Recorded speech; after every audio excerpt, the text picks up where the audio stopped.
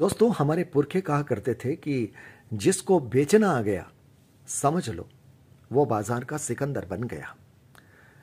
Product अच्छा बनाना, अच्छी quality का बनाना, दौर के साथ चलती हुई डिजाइन का बनाना, यह भी अपने आप में कला है। पर अगर उसे बेचने वाला सही हाथ न मिले तो अच्छे से अच्छा प्रोडक्ट भी फिर किसी कोने में पड़ा रह जाता है। लेकिन अगर बेचने वाला हाथ सही हो तो फिर हर उस प्रोडक्ट को बेच देता है जहां उसका हाथ लग जाता है। तो कहने का मतलब सेल्स बाजार की सफलता का एक बड़ा सूत्र है। और आज जब मैं देश की राजधानी दिल्ली में लीला होटल के प्रांगण में रेगमा के गारमेंट फेस्टिव फेयर में आया तो मैंने देखा कि सेल्स के जनक की उपस्थिति वहां थी और बड़े नामी गिरामी ब्रांड भी इसी आशा और विश्वास के साथ आए थे कि V2 रिटेल के सर्वे सर्वा श्री रामचंद्र अग्रवाल जी जब आ रहे हैं तो फिर उनका प्रोडक्ट उनकी नजरों के नीचे से आएगा, उनके हाथ तक जाएगा और देखते ही देखते फिर दुनिया तक, लोगों तक वो प्रोडक्ट चला जाएगा। तो आज खास मुलाकात है उस व्यक्तित्व से जिनको सेल्स का जनक कहा जाता है और शुरुआत जिनकी संघर्ष के साथ रही, लेकिन आज वो उत्कर्ष के पायदान पर खड़े हैं। युवा हैं, सपने जवान भी हैं और आकाशी भी हैं, लेकिन संकल्प बड़ा है। आज हमारी बात V2 रिटेल के श्रीमान रामचंद्र अग्रवाल जी के साथ जो बताएंगे हमको अपनी सफलता के राज। तो चलिए करते हैं वो खास मुलाकात। तो नमस्कार, मैं संजय सनम, आप सबका स्वागत रेगमा फेस्टिव फेयर में। सम्मानित अतिथियों में आप कैमरे में जिस चेहरे को देख रहे हैं युवा हैं, लेकिन इन्हें सेल्स का जनक कहा जाता है। दोस्तों, कोई भी ब्रांड बनाना बड़ी बात नहीं है। ब्रांड जब तक लोगों तक नहीं पहुंचे तब तक उस ब्रांड की अहमियत नहीं होती। और ब्रांड को लोगों तक पहुंचाने में जिस व्यक्ति को जनक कहा जाता है उनकी शुरुआत पश्चिम बंगाल कोलकाता से होती है, जो मेरी जानकारी में बात आई है। तो श्रीमान अग्रवाल जी हमारे सामने। अग्रवाल जी, सबसे पहले आपका स्वागत। नमस्कार भाई।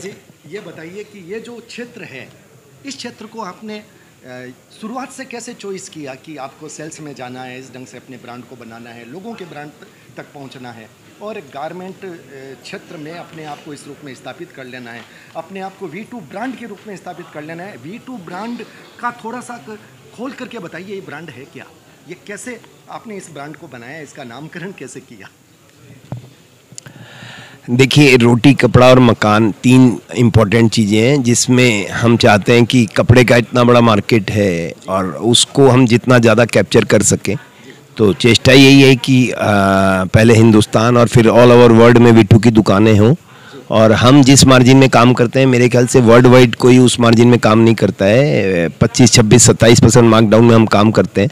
तो मेरे ख्याल से एवरेज जो मार्कडाउन होता है किसी भी रिटेलर्स का, वो करीब करीब मेरे ख्याल से 35% से चालू होता है और 65% तक मार्कडाउन तक या 100% मार्कडाउन तक लोग काम करते हैं।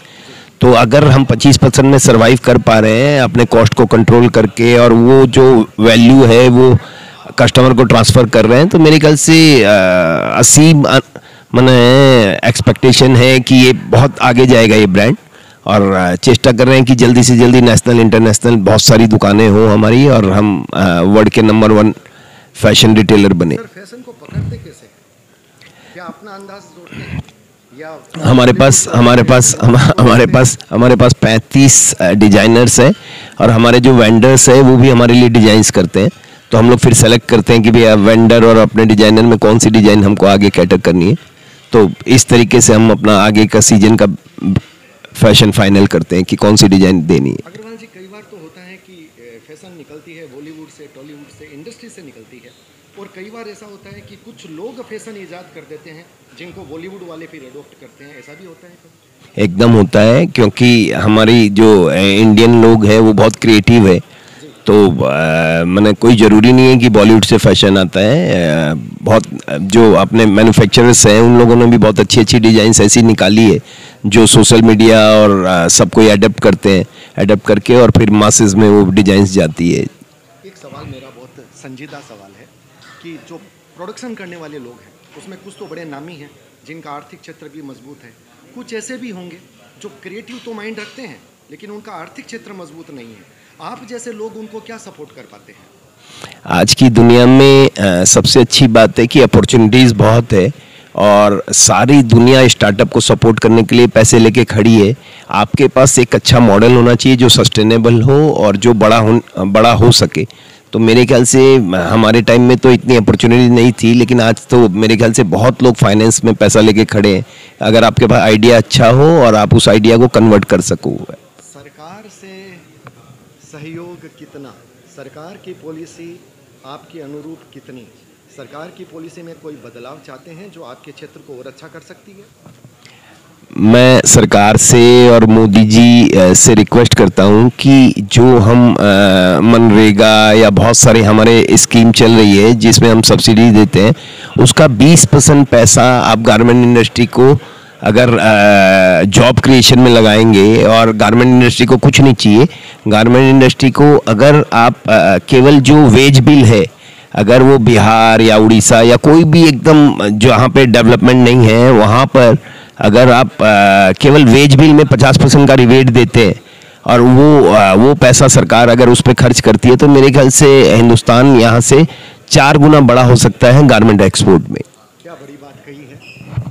प्रैक्टिकल रूप में जो व्यक्ति काम करता है, जिसने इतना कुछ अपने आप को ईजाद किया है, बनाया है, सरकार से अगर वो गुजारिश करता है तो बात सही है, सरकार को भी उनकी बात सुननी चाहिए और अपने पॉलिसीज़ में कुछ परिवर्तन करना चाहिए, क्योंकि जीडीपी, बड़ी जीडीपी का जो एक रेट चार्ट है वो कहीं ना कहीं इस सेक्टर से भी जाता है। आपकी सफलता का राज क्या है साहब? आखिरी सवाल। मेहनत, ईमानदारी, persistence, hard work, smart work, यही हर इंसान का मेरे ख्याल से ये सफलता का राज होता है। और आपने जब शुरुआत की तो कहीं ऐसा हुआ कि रास्ता बदलना पड़ा? रास्ते में बहुत बार रुकावटें आती है लेकिन आप परसिस्टेंट रहो तो आपको मंजिल जरूर हासिल होती है। बहुत बहुत आभार अग्रवाल जी, बहुत बहुत आभार। Thank you very much. आप हमारे साथ जुड़े, आपने अपने मन की बात कही। तो दोस्तों, ये था एक युवा व्यक्तित्व। और सपने देखना बहुत आसान है लेकिन कुछ लोग ऐसे होते हैं जो सपने देखते ही नहीं, आकाशी सपनों को अपनी पॉकेट में रख के चलते हैं, सपनों की उड़ान भरते हैं। हमारे साथ अग्रवाल जी, बहुत बहुत आभार, नमस्कार।